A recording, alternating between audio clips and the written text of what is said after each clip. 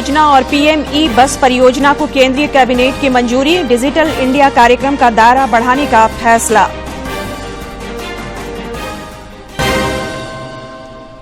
डुमरी उपचुनाव के लिए अब तक कुल 3 प्रत्याशियों ने भरा पर्चा। नामांकन का कल अंतिम दिन। एनडीए समर्थित आजसू प्रत्याशी यशोदा देवी और महागठबंधन समर्थित बेबी देवी करेंगी नामांकन।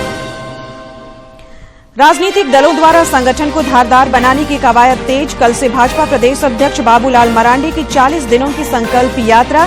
मिशन 2024 पर मंथन के लिए प्रदेश कांग्रेस का कुनबा दिल्ली पहुंचा। और राज्य के कुछ इलाकों में आज, कल और परसों भारी बारिश की चेतावनी। पिछले 24 घंटे में सिमडेगा में करीब 90 मिलीमीटर वर्षापात। राज्य में अभी भी 38% कम मानसूनी बारिश।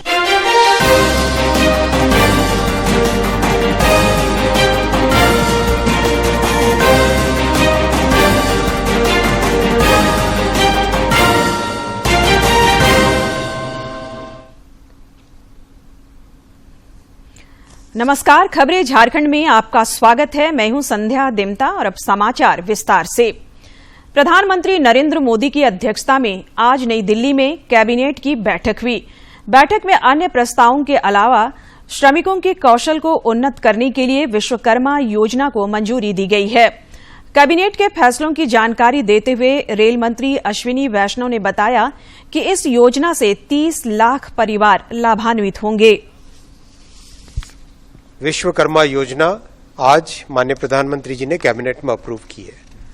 आपको ध्यान होगा 15 अगस्त के भाषण में भी माननीय प्रधानमंत्री जी ने विश्वकर्मा योजना के बारे में एक संकेत दिया था और पिछले बजट में इसके बारे में घोषणा की गई थी। आज ये योजना अप्रूव हुई है।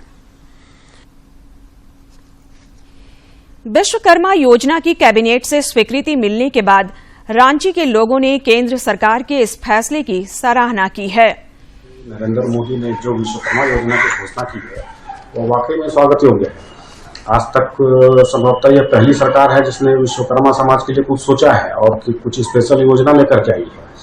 और जहां तक बताया जा रहा है कि पूरे देश में 30 लाख लोगों को इससे जोड़ा जाएगा और ऋण मुहैया कराया जाएगा। इस पर सरकार अगर फोकस करे और उन्हें ऋण सुगमता से मुहैया हो तो निश्चित रूप से यह योजना लाभकारी साबित होने जा रही है। इसके लिए सरकार स्वागत का यह कदम, सरकार की यह योजना स्वागत योग्य है। और इसमें आपको लोन की सुविधा दी जाएगी। उसका अमाउंट भी 1 लाख से शुरुआत की जाएगी, जो कि हमारे विश्वकर्मा समाज के लिए बहुत ही अच्छा है। ये विश्वकर्मा योजना बहुत ही अच्छी है। छोटे कारीगर जो हैं, जितने भी शिल्पकार हैं, कुम्हार हैं, स्वर्णकार हैं, इन लोगों के लिए बहुत अच्छे हैं।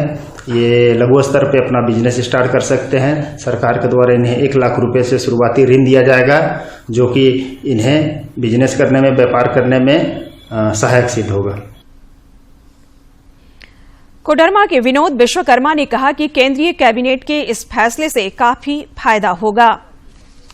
जब उनको कोई मदद करने वाला नहीं है और सरकार कोई ऐसी योजना ला रही है जो उन लोगों के लिए ही, शिल्पी समाज के लिए, विश्वकर्मा समाज के लिए है, तो उनको ज्यादा से ज्यादा फायदा मिलेगा और समाज में एक विकास के धारा से वो मुख्य धारा से जुड़ जाएगा अपने काम के जरिए।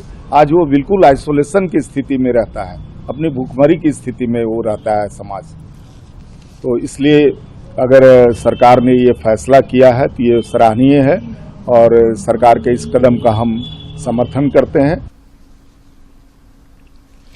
केंद्रीय कैबिनेट द्वारा विश्वकर्मा योजना और लखपति दीदी योजना की मंजूरी मिलने के बाद रामगढ़ के लोगों ने प्रधानमंत्री नरेंद्र मोदी को धन्यवाद देते हुए उनका आभार जताया है। नरेंद्र मोदी जी ने एक बहुत ही अच्छी योजना की घोषणा की है, पीएम विश्वकर्मा योजना। और इस योजना का लाभ हमारे बुनकर, शिल्पकार, कपड़ा धोने वाले कामगार एवं अन्य लोगों को मिलने वाला है। इस योजना के तहत 5% के न्यूनतम ब्याज पर हमारे इन भाइयों को ऋण दिया जाएगा। पहली किस्त 1 लाख और दूसरी किस्त 2 लाख। इससे लगभग प्रत्यक्ष अप्रत्यक्ष रूप से 30 लाख लोगों को रोजगार मिलने की संभावना है। आगामी 17 सितंबर को लॉन्च किया जाएगा। माननीय प्रधानमंत्री जी के कर कमलों द्वारा ऐसे विश्वकर्मा योजना के लिए माननीय प्रधानमंत्री जी और पूरे कैबिनेट को हृदय की गहराइयों से बधाई देता हूं, स्वागत करता हूं। केंद्रीय कैबिनेट की बैठक में पीएम ई बस सेवा की भी मंजूरी दी गई। इस परियोजना की कुल लागत 57,613 करोड़ रुपए होगी। पत्रकारों से बातचीत में केंद्रीय सूचना और प्रसारण मंत्री अनुराग सिंह ठाकुर ने बताया कि इसके तहत 10,000 नई इलेक्ट्रिक बसों का परिचालन किया जाएगा। मंजूरी दी गई है और पीएम ई बस सेवा पर 57,613 करोड़ रुपए खर्च किए जाएंगे।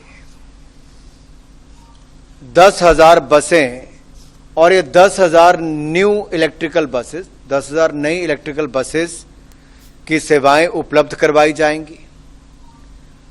देश भर के 169 शहरों में से 100 शहरों को चैलेंज मेथड के आधार पर चुना जाएगा।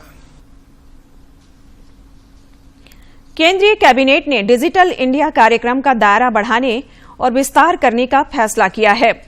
इस पर 14,903 करोड़ रुपए खर्च होंगे। रेल मंत्री अश्विनी वैष्णव ने बताया कि प्रधानमंत्री नरेंद्र मोदी की सोच है कि डिजिटल इंडिया का फायदा प्रत्येक गरीब तक पहुंचे। लॉन्च किया था माननीय प्रधानमंत्री जी ने, उस विजन को जिस तरह से आज सारी दुनिया पहचान रही है, उसकी चर्चा कर रही है और जिससे गरीब से गरीब व्यक्ति की जिंदगी में एक बड़ा बदलाव आया है। टेक्नोलॉजी को प्रधानमंत्री जी ने डेमोक्रेटाइज किया है डिजिटल इंडिया प्रोग्राम के तहत। टेक्नोलॉजी केवल सक्षम लोगों के हाथ में आए ऐसा नहीं। इसके अलावा केंद्रीय मंत्रिमंडल ने लगभग 32,500 करोड़ रुपए की अनुमानित लागत वाली 7 रेल परियोजनाओं को भी मंजूरी प्रदान की। यह परियोजना झारखंड समेत 9 राज्यों उत्तर प्रदेश, बिहार, तेलंगाना, आंध्र प्रदेश, महाराष्ट्र, गुजरात, ओडिशा और पश्चिम बंगाल को कवर करेगी। सातों के सातों प्रोजेक्ट्स बहुत ही इंपॉर्टेंट है। देश के 9 राज्यों में 35 डिस्ट्रिक्ट्स कवर करेंगे और टोटल इसकी लेंथ है 2,339 किलोमीटर्स इससे ऐड होंगे। जो राज्य जिसको डायरेक्ट बेनिफिट मिलेगा उनमें है उत्तर प्रदेश, बिहार, तेलंगाना, आंध्र प्रदेश, महाराष्ट्र, गुजरात, उड़ीसा, झारखंड और वेस्ट बंगाल। कृतज्ञ राष्ट्र ने आज पूर्व प्रधानमंत्री और भारत रत्न अटल बिहारी वाजपेयी की 5वीं पुण्यतिथि पर श्रद्धांजलि अर्पित की। सदैव अटल स्मारक पर श्रद्धा सुमन अर्पित किए।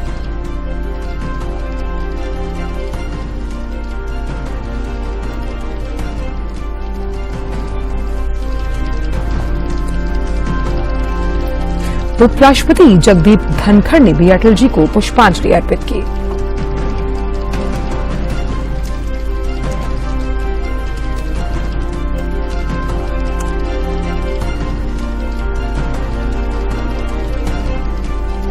प्रधानमंत्री नरेंद्र मोदी ने पूर्व प्रधानमंत्री अटल बिहारी वाजपेयी की पुण्यतिथि पर सदैव अटल स्मारक पर पुष्पांजलि अर्पित की।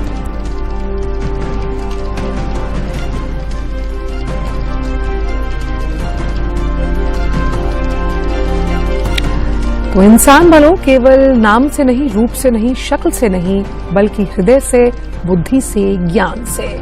अटल जी के ये कथन आज भी प्रासंगिक है। मन हारकर मैदान नहीं जीते जाते, ना मैदान जीतने से मन जीते जाते हैं। इसी तरह के जो प्रखर वक्ता के तौर पर उन्होंने अपने कथन कहे, वो आज भी लोग याद करते हैं। पूर्व प्रधानमंत्री भारत रत्न स्वर्गीय अटल बिहारी वाजपेयी की पुण्यतिथि पर राजधानी रांची समेत राज्य भर में कई कार्यक्रमों का आयोजन किया गया। प्रदेश भाजपा अध्यक्ष बाबूलाल मरांडी ने उनकी पुण्यतिथि पर विधानसभा परिसर स्थित अटल बिहारी वाजपेयी की आदमकद प्रतिमा पर पुष्पांजलि अर्पित की और उन्हें श्रद्धांजलि दी। इस मौके पर श्री मरांडी ने कहा कि पूर्व प्रधानमंत्री अटल बिहारी वाजपेयी का झारखंड से विशेष लगाव था। जन्मदिन तो हम सुशासन दिवस के रूप में मनाते हैं, और आज तो देश के प्रधानमंत्री जी ने भी कल लाल किला की प्राचीर से कहा कि अगर देश में हमें लड़ना है तो उन बुराइयों को समाप्त करनी है, और बुराई की ओर इंगित किया कि भ्रष्टाचार को समाप्त करनी है, भ्रष्टाचारियों को तिरस्कार करना है, यानी समाज को ऐसे खड़ा होना, तभी देश प्रगति करेगा, तभी आगे बढ़ेगा।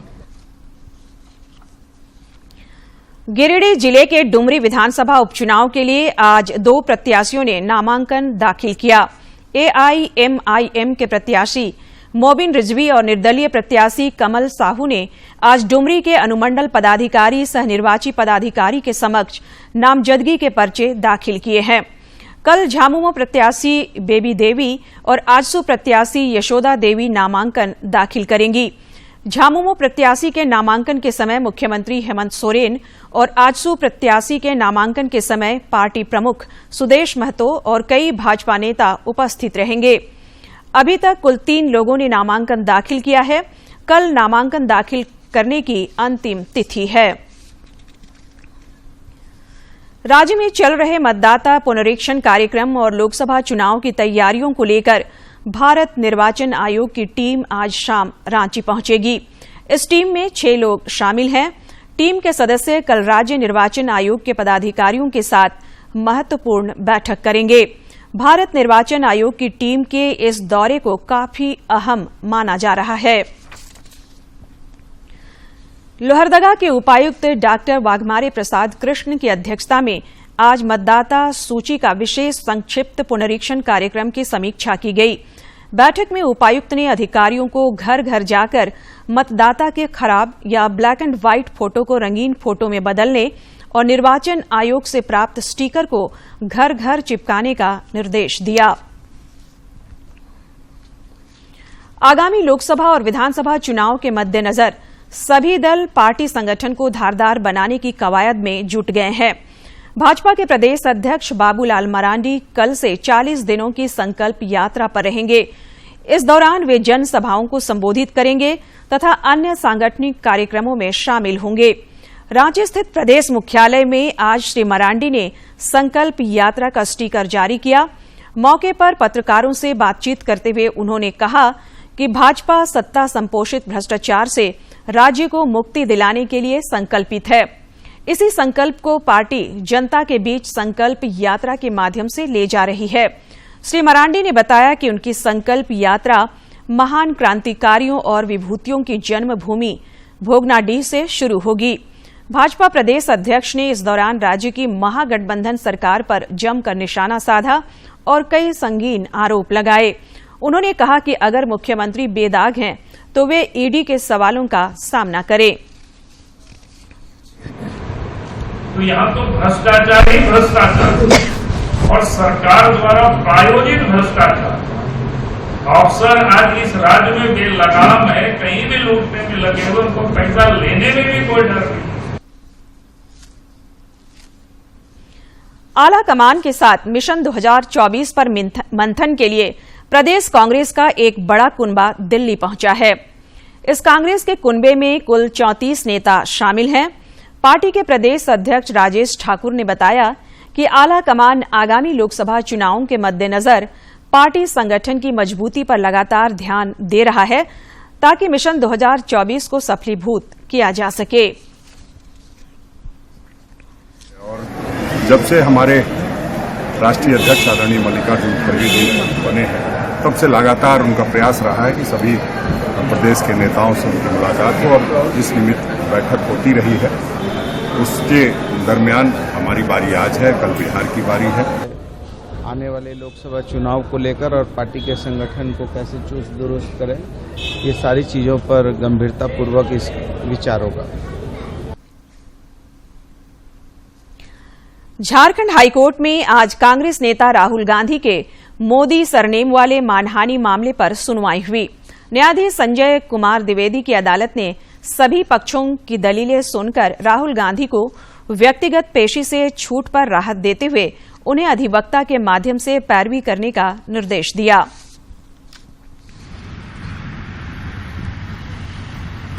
माननीय अदालत ने सभी पक्षों को सुनने के उपरांत कांग्रेस नेता राहुल गांधी के व्यक्तिगत पेशी से राहत देते हुए उन्हें अधिवक्ता के माध्यम से पैरवी करने का निर्देश दिया। निचली अदालत के द्वारा कांग्रेस नेता राहुल गांधी को व्यक्तिगत रूप से पेश होने का निर्देश दिया था, जिसे चुनौती देते हुए झारखंड उच्च न्यायालय के समक्ष याचिका दायर की गई थी, जिस पर आज सुनवाई हुई और उस मामले में आज आदेश आया। स्वतंत्रता दिवस के मौके पर केंद्रीय संचार ब्यूरो डाल्टनगंज के द्वारा लातेहार के मनिका डिग्री कॉलेज में मेरी माटी मेरा देश एवं हर घर तिरंगा विषय पर विशेष जागरूकता कार्यक्रम सह पुरस्कार वितरण कार्यक्रम का आयोजन किया गया।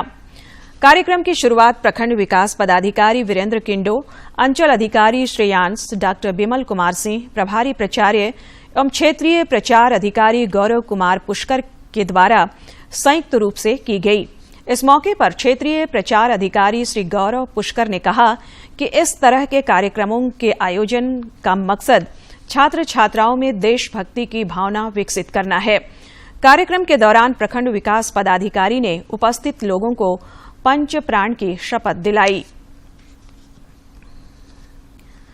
कोडरमा की उपायुक्त मेघा भारद्वाज की अध्यक्षता में सड़क सुरक्षा समिति की बैठक हुई। बैठक में सड़क सुरक्षा, यातायात व्यवस्था, हिट एंड रन मामले समेत कई बिंदुओं पर विचार विमर्श किया गया। उपायुक्त ने जिला परिवहन पदाधिकारी को बिना हेलमेट दुपहिया वाहनों का नियमित चेकिंग करने का निर्देश दिया। उन्होंने प्रेशर हॉर्न पर नियमित कार्रवाई का भी निर्देश दिया। उपायुक्त ने झुमरी तिलैया में ऑटो स्टैंड और पार्किंग व्यवस्था को लेकर भी आवश्यक दिशा निर्देश दिए। कोडरमा के उपायुक्त मेघा भारद्वाज की अध्यक्षता में एनसीओआरडी अंतर्गत जिला स्तरीय बैठक आयोजित की गई। बैठक के दौरान मादक पदार्थों की तस्करी की प्रवृत्तियों के बारे में सूचना एकत्र करने का निर्देश दिया गया। उपायुक्त ने पंपलेट का वितरण कर नशा मुक्त समाज बनाने के लिए सभी शिक्षण संस्थानों में जागरूकता अभियान चलाने का निर्देश दिया। रांची के उपायुक्त राहुल कुमार सिन्हा की अध्यक्षता में आज अनुशंसा समिति की बैठक हुई। बैठक में उपस्थित सदस्यों द्वारा पीड़ित कल्याण निधि नियम 2014 के तहत 54 पीड़ितों को मुआवजा भुगतान की अनुशंसा की गई। समिति के सदस्यों द्वारा इस तथ्य पर भी जोर दिया गया कि मुआवजा पीड़ितों द्वारा उचित पहचान, सत्यापन और रसीद की पुष्टि के बाद ही दिया जाएगा। और अब कुछ खबर राज्य के विभिन्न जिलों से।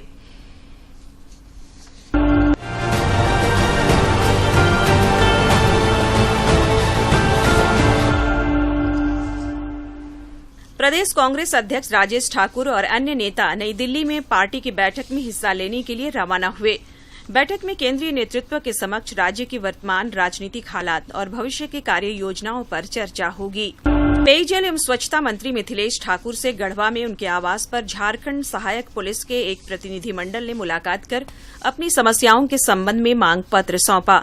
मंत्री ने भरोसा दिलाया कि उनकी समस्याओं के समाधान की हर संभव कोशिश की जाएगी। रांची के सांसद संजय सेठ ने और मांझी से पवित्र श्रावण मास में सैकड़ों की संख्या में कांवरियों के एक जत्थे को अंग वस्त्र देकर वैद्यनाथ धाम के लिए रवाना किया और उनके सुखद यात्रा की कामना की। उधर देवघर के राजकीय श्रावणी मेला में आज अहले सुबह 4:33 से जलार्पण शुरू होते ही पूरा मंदिर परिसर बोल बम के नारों से गुंजायमान हो गया। इस दौरान जिला प्रशासन द्वारा समुचित इंतजाम कर श्रद्धालुओं को अर्घा के माध्यम से जलार्पण कराया जा रहा है। रांची के रिम्स ट्रामा सेंटर में एनुअल रिसर्च डे मनाया गया। इस मौके पर विभिन्न विभागों के डॉक्टरों द्वारा किए जा रहे 65 अलग अलग शोध पर चर्चा की गई। कार्यक्रम में मेडिकल, डेंटल और नर्सिंग स्टूडेंट्स की ओर से 60 शोध पत्र आए। सिमडेगा के बानो में SS+2 उच्च विद्यालय में हो रहे फुटबॉल मैच के दौरान आकाशीय बिजली गिरने से 17 लोग झुलस गए। सभी को बानो CHC में भर्ती कराया गया, जहां उनका इलाज चल रहा है। गिरिडीह के धनवार में एक प्राइवेट बिजली मिस्त्री प्रकाश कसेरा की हत्या अपराधियों ने कर दी। इस मामले में धनवार थाना पुलिस ने संदेह के आधार पर 6 लोगों को हिरासत में लिया है और पूछताछ कर रही है। मेरी मिट्टी मेरा देश कार्यक्रम के तहत पूर्वी सिंहभूम के तांतनगर प्रखंड के सभी पंचायतों से ली गई मिट्टी अमृत कलश में भरकर प्रखंड मुख्यालय लाया गया। पंचायत के मुखिया ने अमृत कलश को प्रखंड मुख्यालय पहुंचाया। निलंबित आईएएस छवि रंजन ने पीएमएलए कोर्ट के आदेश को हाईकोर्ट में चुनौती दी है। हाईकोर्ट में आज उनके अधिवक्ता ने याचिका पर जल्द सुनवाई का आग्रह किया है। उन्होंने मेंशन याचिका के जरिए न्यायाधीश संजय कुमार द्विवेदी की अदालत से यह गुहार लगाई है। रांची रेल मंडल से चलने वाली कामाख्या रांची एक्सप्रेस समेत कुछ अन्य रेलगाड़ियों का परिचालन 22 और 29 अगस्त को रांची से रद्द रहेगी। रेलवे बोर्ड की ओर से जारी सूचना में बताया गया है कि रामपुर हाट स्टेशन पर चल रहे विकास कार्यों की वजह से परिचालन बाधित रहेगा।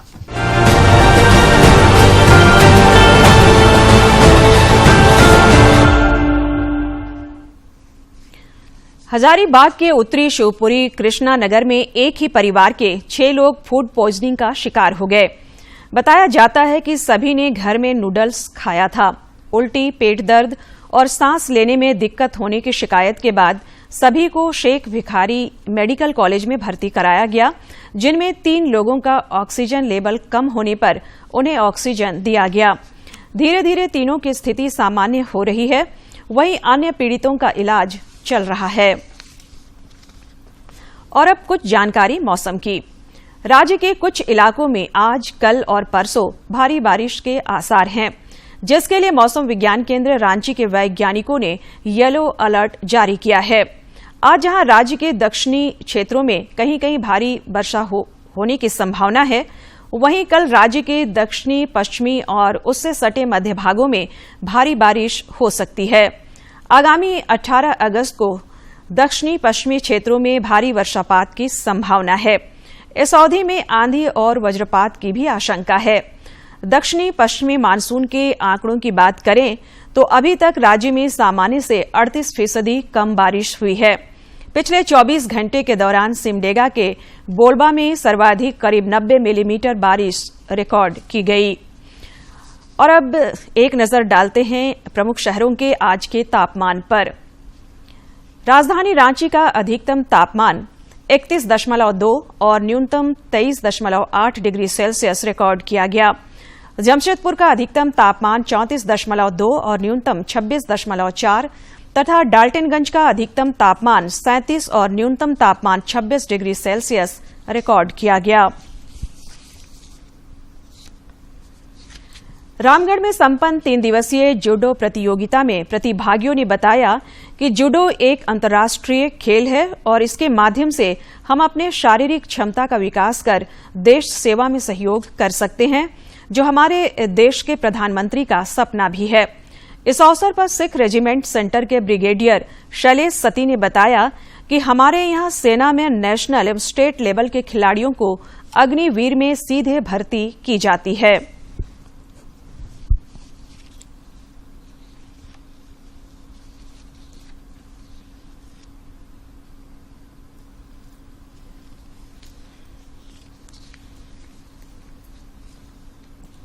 गोल्ड मेडल जीतने वाली एक महिला प्रतिभागी ने बताया कि जूडो खेल के माध्यम से हम अपने कैरियर भी बना सकते हैं। और अब एक नजर डालते हैं आज के इतिहास पर।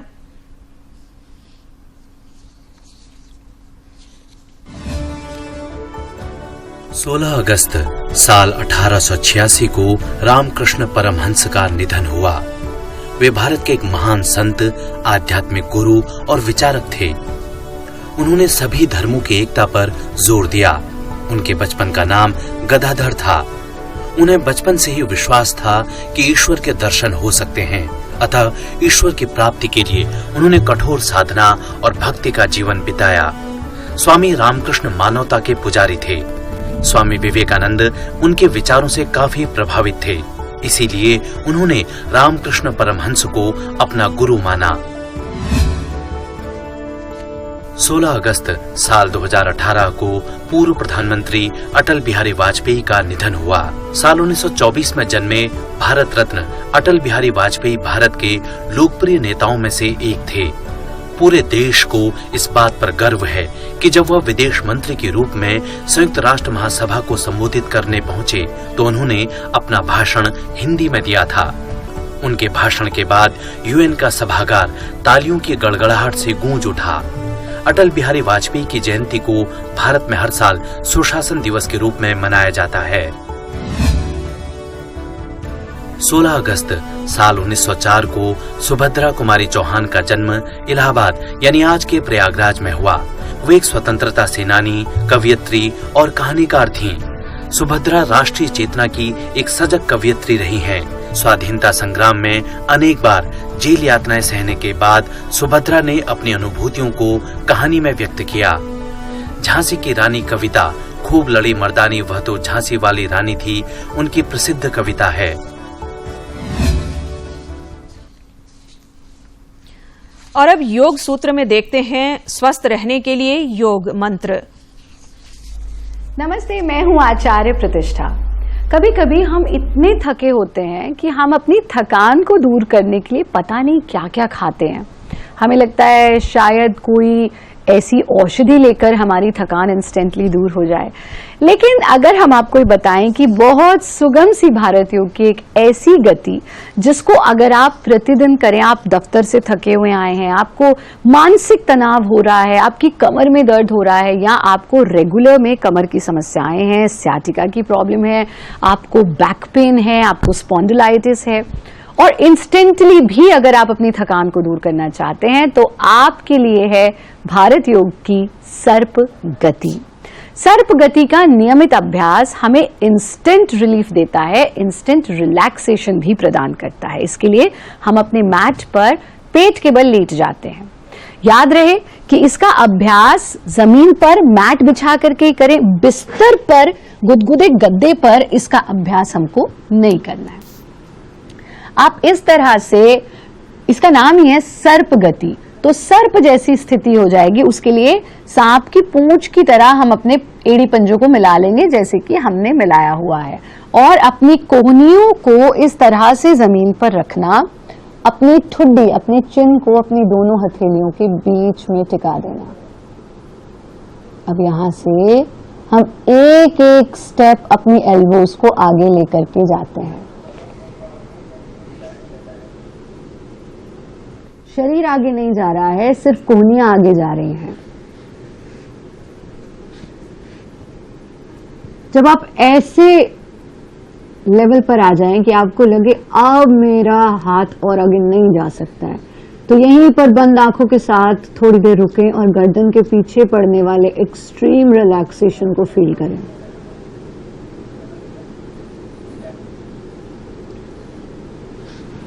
फिर यहीं से एक और अब अंत में मुख्य समाचार एक बार फिर। विश्वकर्मा योजना और पीएमई बस परियोजना को केंद्रीय कैबिनेट की मंजूरी, डिजिटल इंडिया कार्यक्रम का दायरा बढ़ाने का फैसला। डुमरी उपचुनाव के लिए अब तक कुल 3 प्रत्याशियों ने भरा पर्चा। नामांकन का कल अंतिम दिन। एनडीए समर्थित 800 प्रत्याशी यशोदा देवी और महागठबंधन समर्थित बेबी देवी करेंगी नामांकन। राजनीतिक दलों द्वारा संगठन को धारदार बनाने की कवायद तेज। कल से भाजपा प्रदेश अध्यक्ष बाबूलाल मरांडी की 40 दिनों की संकल्प यात्रा। मिशन 2024 पर मंथन के लिए प्रदेश कांग्रेस का कुनबा दिल्ली पहुंचा। और राज्य के कुछ इलाकों में आज, कल और परसों भारी बारिश की चेतावनी। पिछले 24 घंटे में सिमडेगा में करीब 90 मिलीमीटर वर्षापात। राज्य में अभी भी 38% कम मानसूनी बारिश।